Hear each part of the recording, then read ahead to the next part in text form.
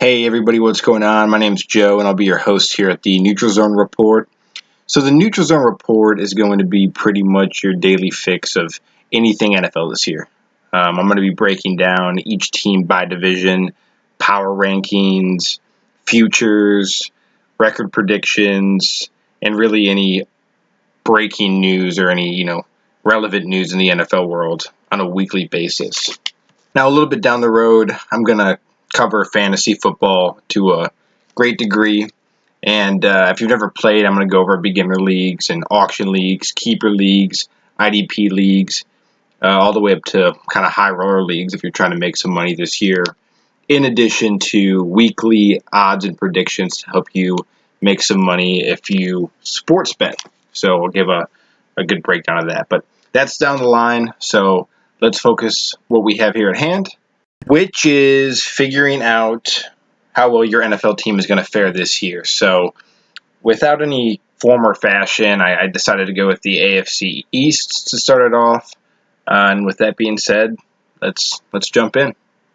The first team I'm going to go over here in the AFC East is going to be the team I believe who's also going to win the AFC East this year, which is the New England Patriots. Now I have the Patriots going 12-4 here with a plus or minus of 1. And all that means is I give them a 1-game leeway so I can see them winning as many as 13 this year, dropping to 11-5. But I have them at the median there, 12-4.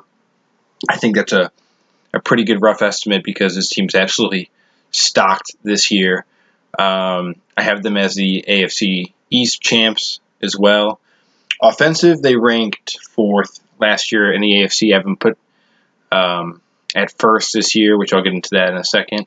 Defensively last year in the AFC, they were 9th, and I jolted them up 5 spots to 4th because honestly, I feel like they just got that much better on the back end of the ball. So regarding offense and why I think they jolted up to the first spot and are going to be the number 1 powerhouse in the AFC this year is because their plethora of offensive weapons, starting with the second-year pro, Sony Michel.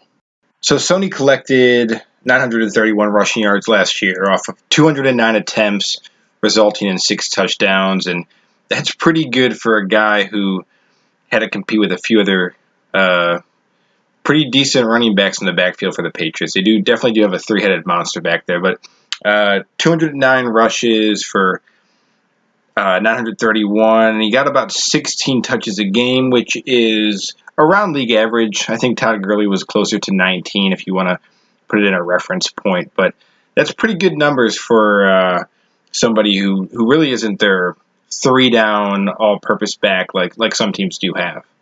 The good news and bad news for Sony this year is he's probably going to take a slight touch decrease just because of recent reports and maybe them not wanting to overwork him, but that's not necessarily a bad thing for his longevity, obviously. And when you have James White and you have Burkhead, and honestly, you have whoever the Patriots put in there because you know they're going to perform, you don't need to have Sony back there for,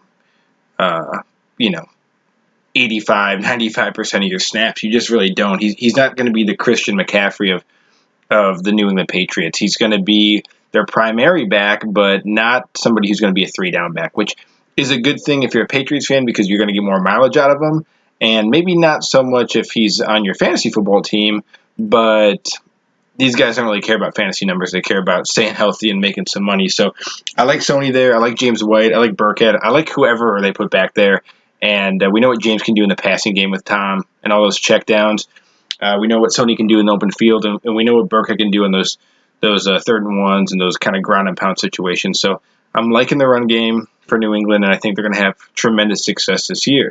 Now let's get into some of these weapons that Tom has. I'm going to go with my man off the bat for the $2.9 million cap hit. What about Demaryius Thomas?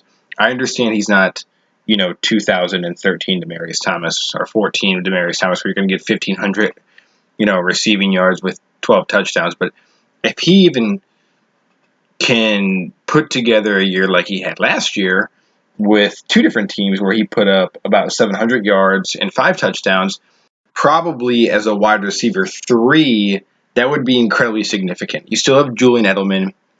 there's a lot of good signs coming from Josh Gordon, and you have N'Keal Harry, who they just picked up, who's also going to be a huge threat. So if you have Demaryius Thomas coming in there as a deeper option at wideout, then there's trouble that you're going to face as opposing defenses with some of these guys out there.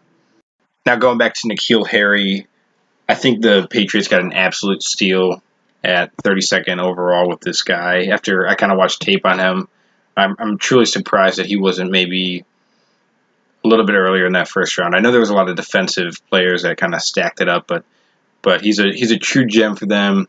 And at ASU, he was really something else. The last 2 years, he put up 2,200 receiving yards, 20 touchdowns. He's quick. He's got good hips, good route runner. He's kind of the all-around NFL-ready talent you want at a first-round pick regarding wide receivers. But he's a true gem, and adding him to this Patriots offense could be incredibly lethal if Josh Gordon, like I said, does come back. If Julian Edelman, getting older, still can put up the numbers he's been putting up. There's just so many different weapons that Tom has. I understand they lost Rob Gronkowski, and people say, that's going to kind of change the complexion of the team. I just disagree. I mean, Rob's a Hall of Famer. You're upset if you're a Patriots fan and he retires, but I don't think that hurt him at all. And I think the offseason they had, how they drafted, and just knowing the Patriots, they're not going to be any worse from that. So Harry and Demaryius and Sony, and then on the the defensive side of things, you have Chung and you have Hightower, who are your captains. Hightower, 180 tackles over the last 4 years. I know the last 4 years, Chung's had at least 84 tackles. So, these guys really, they come to work every Sunday. They're great guys to have in the postseason. A lot of experience, very disciplined, and definitely two leaders who I believe will rub off really well on Chase Winovich, who I think is an absolute steal for the Patriots in the draft. This guy could be the next best thing. Maybe a Luke Kuechly caliber player, who knows? But a lot of promise there. A lot of good signs out of New England this offseason. So, like I said, I have them at 12-4. I have them first in the AFC offensively, fourth defensively, and I think they're going to make a pretty good run again at a Super Bowl title. But we will get into that down the line. So that is my prediction on the New England Patriots for 2019. Moving forward to a team I'm incredibly excited to watch this year is the Buffalo Bills. I have them at 9-7, but I've seen so many different kind of future predictions having them win 10, 11, maybe even 12 games. I think that's a little premature, but I definitely think this team, with my plus or minus one, could win 10 games.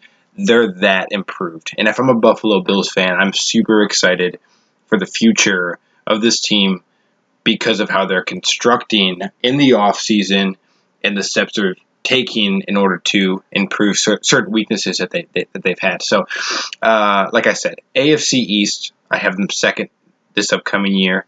Offensive rank last year in the AFC, they were 15th. I'm having them jump 9 spots to the 6th overall offensive rank in the AFC, which is huge.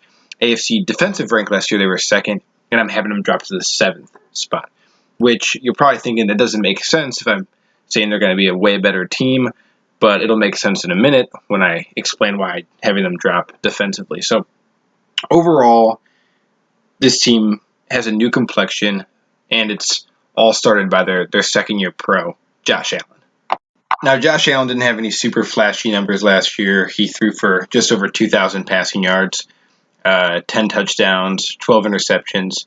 So there obviously was timing issues and, different problems adjusting to maybe the playbook or the schemes, which led him to throw a little bit above average in picks regarding the touchdown pick ratio. But I like a lot of things out of Josh Allen. I think he improved every day. He had a few game-winning drives. The guy's creative. He can take off on you, and he's not, I'm going to go to the first down and slide out. He wants yards. I mean, he works hard. This is somebody you want on your team. He's somebody that's an incredible competitor. Kind of reminds me of a faster Andrew Luck if he can develop his arm a little better. But You give this guy weapons, which he's slowly getting, and you have an issue on your hands when you're the secondary of teams in the AFC East and other teams that go against the Bills because he can make plays. I like Josh Allen, and I think he's going to be the leader of the Buffalo Bills for many years to come. Clearly, the Buffalo Bills agree with the Josh Allen longevity narrative because they invested a draft pick into Cody Ford, who, in all my mock drafts, he was going in the first round. He is a competitor. He's a strong guy. He's going to be a building block up there on the O-line to protect Allen, to protect their running game with McCoy and Frank Gore. It's just going to open up more holes for those guys. So Cody Ford is an addition. Beasley, John Brown. I mean, every day I feel like if the timing's there and the work ethic's there with everyone, they're just going to thrive on the offensive side of the ball. And I'm liking what I'm seeing. So let's flip the script and talk about the defense for a minute. So like I said earlier, last year they were ranked second overall in the AFC for defense, and this year I have them ranked seventh. The reason that is because they weren't necessarily the best team last year. So think about it like this. Last year in the NFC, the New Orleans Saints had the number one rush stopping defense. The reason why that is over teams like the Bears or any other team is because a lot of the times teams were down against the New Orleans Saints and they would have to throw on them.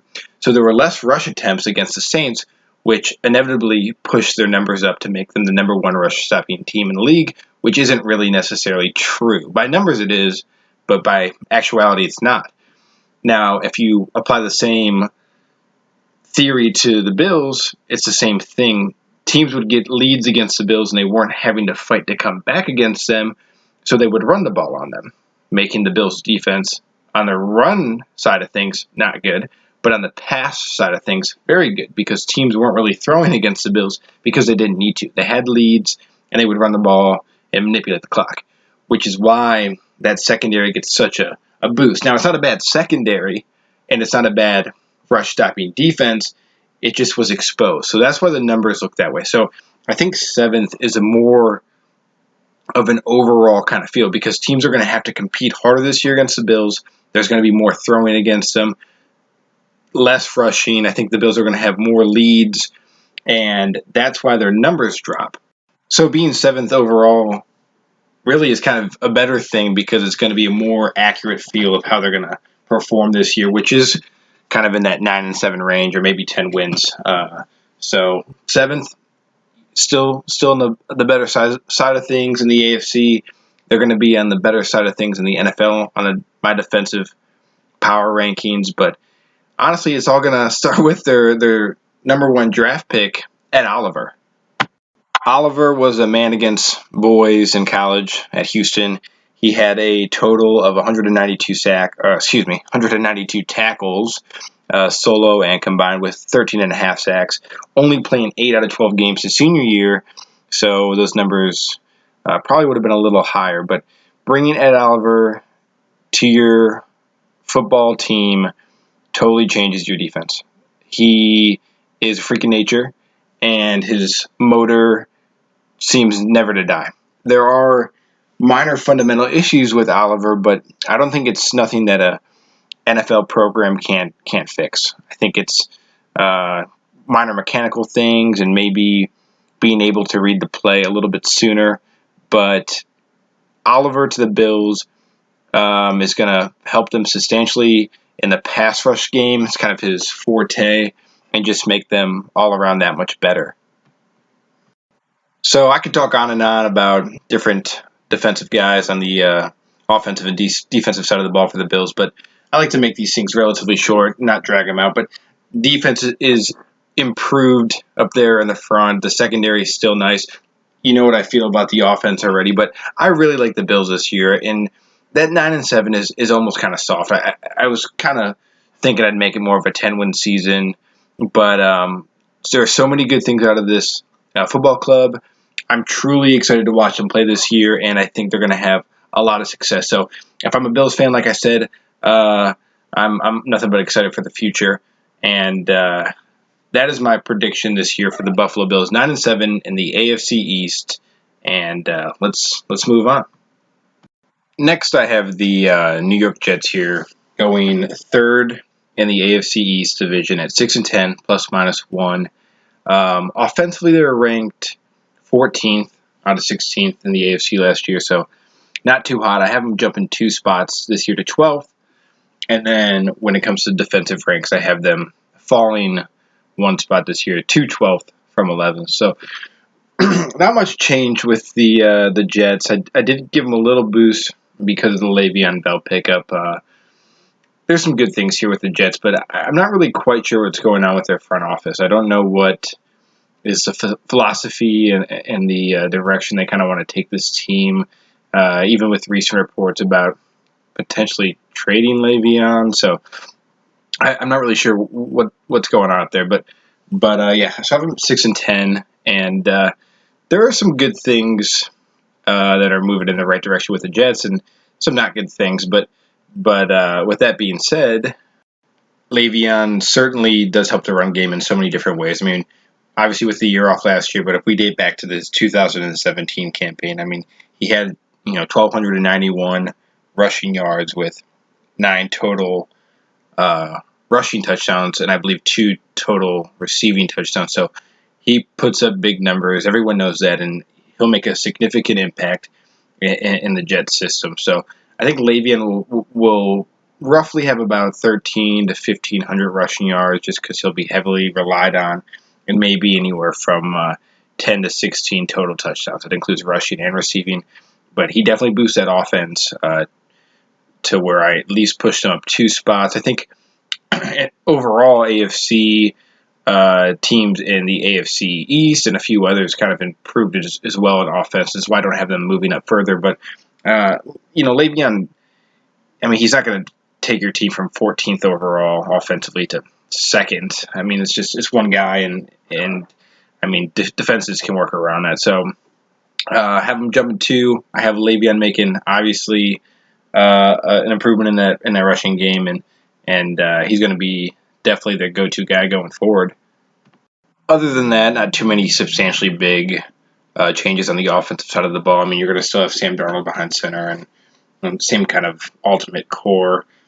The Jets are just kind of vanilla right now. I mean, there's no really true identity. That's why I have a notable of them setting the standard and really kind of making something their own. Whether they're going to be more of that ground and pound team, or they're going to air the ball out more. Or they just kind of need an offensive identity. So it'll be fun to see this year whether they do make kind of a point to do something a little bit different, maybe improve them in the future, or if they kind of just stay in the same chopping block and potentially just stay a 6-10, 7-9 team, or drop if whatever they do doesn't work for them. So be fun to watch. Defensively, Quinn Williams, probably the best guy in the draft. I had him going either 1, 2, or 3 in all my mocks, and he's certainly going to kind of change the script over there on the D line side of things. It's not making your defense go from last to first. Kind of the same relevancy with Le'Veon Bell on the offensive side of the ball, but he does make a big difference. I know I have their defense dropping this year as an AFC whole, but that has nothing to do with Quinn Williams. That's just their competition and them just really not truly improving that much on the defensive side. Quinn did register 71 total tackles last year at Alabama as a true sophomore and 8 sacks. So he's already NFL ready. He'll be an impact player day one, and that'll definitely be something the Jets can work around on the defensive side of the ball. But, offensively, defensively, besides for, I guess, those 2 big impact players, that's kind of where I have them, 6-10, that kind of neutral team. And hopefully, if I'm a Jets fan, I want to see maybe some players stand out this year. Maybe some of these guys we got in the draft kind of better up and make a name for themselves and improve here on out. And then ultimately get this front office straight, because if there's confusion at the top, there's definitely going to be confusion out there in the field. But 6-10 and 3rd in the AFC East, which ultimately is going to move us to our last team. The Miami Dolphins. Now, I know the expression last but not least, but in this case, it is least. They're just not a good team. I like Miami and I like Dolphins, but I don't like these Dolphins this year. It's no animosity against them, but they're 13-3, and for some weird reason, I want to say that's on the upside. I can see these guys winning a game or two, four if they get another miracle maybe against the Patriots, but not a whole lot to like, and that's okay because there are some things going forward that are very promising. So, offensive rank last year, I had them 16th in the AFC. I'm going to keep them there. Defensively in the AFC, they were 13th. I'm just going to put them to the back end. It didn't get any better. They just overpaid their corner. So, all around, just the worst AFC team. But it's okay because if you're a Dolphins fan, then you know there really is no bar. So any success is good success. The good thing is they just got Josh Rosen. Dolphins, in my opinion, got a steal with Josh Rosen. I understand he was the first round draft pick last year and giving up a pick this year for him. It's the total right move. Fitzgerald as your backup and Rosen. Rosen already has the mechanics. Obviously, he doesn't have any better weapons in Miami than he did in Arizona. Larry Fitzgerald being his best. Off the top of my head, I believe he had about 2,200 passing yards, 10 touchdowns, 14 picks thereabouts. Don't quote me, but that definitely won't be a whole lot better this year. But moving forward, this is a guy you definitely want under center, and I have complete faith in him. And from what I've read and what I've heard, he has complete faith in himself. So, 13-3 for the Dolphins, and it's just going to be one of those seasons where you just gotta enjoy it for what it is. The good news is Christian Wilkins is a part of your ball club this year. All 4-year player to Clemson with 192 overall tackles, and I believe 15 or 16 sacks in his 4 years there. So part of the Power Rangers, a leader, proven ability, NFL ready. Definitely a good guy to get in the draft, and you really could have gone anywhere with the pick, defense, offense, secondary, up front. I mean, as a Dolphins fan, you probably are rooting for anything good. So if he turns out to what people think he can and live up to his expectations, this is some guy that can be there for a long time and kind of create the new path for a successful defense and more specifically a successful line for the Dolphins.